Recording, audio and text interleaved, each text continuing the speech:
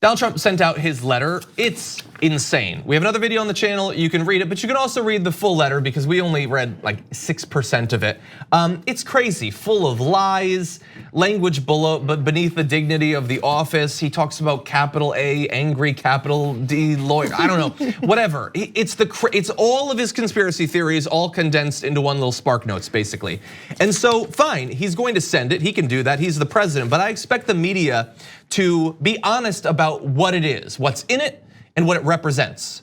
But they didn't do that. And so, look, you could find any number of examples of this. I'm just gonna run through a couple of quick ones. So, this is just the way that social media works now. Politico tweeted, quote, "More due process was afforded to those accused in the Salem witch trials," President Trump wrote to Pelosi. That's not true. You could mention that. There's room. That's not 280 characters. And the thing at the bottom says Trump savages impeachment. Like, you're trying to make him seem cool and powerful. These were the insane ramblings of a madman, full of lies. And if I just followed you for news and I was like, I just want to stay up on what's going on in the country, you failed me. You failed me on one of the most important things going on this year. No, but the thing, that's the cover. You're gonna get to more of these headlines. Yeah. Their cover is that, no, that is what happened. You know, more due process was afforded to these accused than those accused in the Salem witch trials. Quoted, Trump wrote to Pelosi. That's true. That's their cover. In order to say, well, we just said. He did say it. He did say that. This isn't an untrue headline. It's just they didn't tell the story. Yeah, okay. That's where their cover will be. Exactly, and it's not acceptable, okay? I have higher expectations, everyone should. That's why we do segments like this, is because I want you to have higher expectations than people have grown accustomed to. Axios, recently evaluated as $200 million it's worth. New, Trump has sent Nancy Pelosi a letter condemning Democrats' handling of impeachment, stating more due process was afforded to those accused in the Salem witch trials.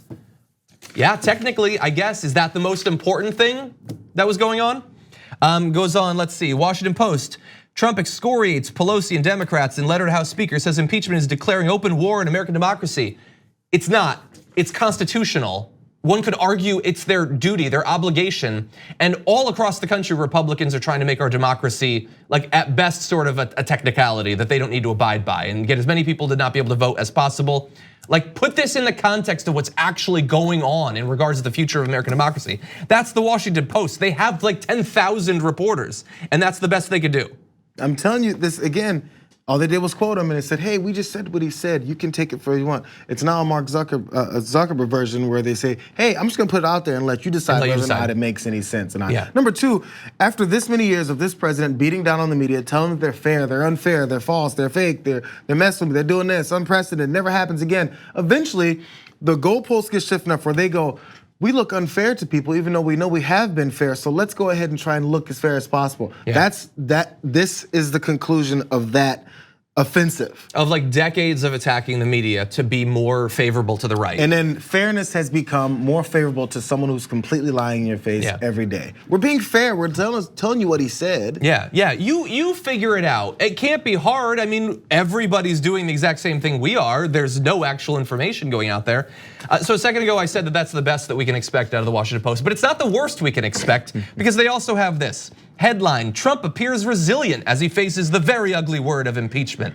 Quote, very ugly word. Yeah. They didn't say it, he did. Democracy dies in darkness. Now here's some darkness for you, America. Let's see what you do with that.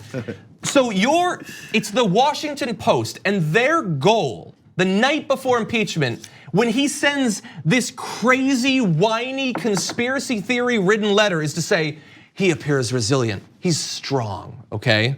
And it's a wonder that no Trump supporters are turning on him. They all seem to think that he's actually doing very well in this, weird. Well, to Trump supporters, he seems resilient. Yeah, he does seem resilient. If you read these headlines, he seems resilient.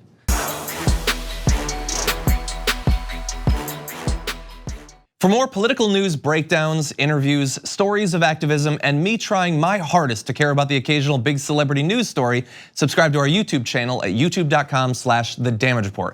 And you can ring the bell wherever it is so you don't miss anything.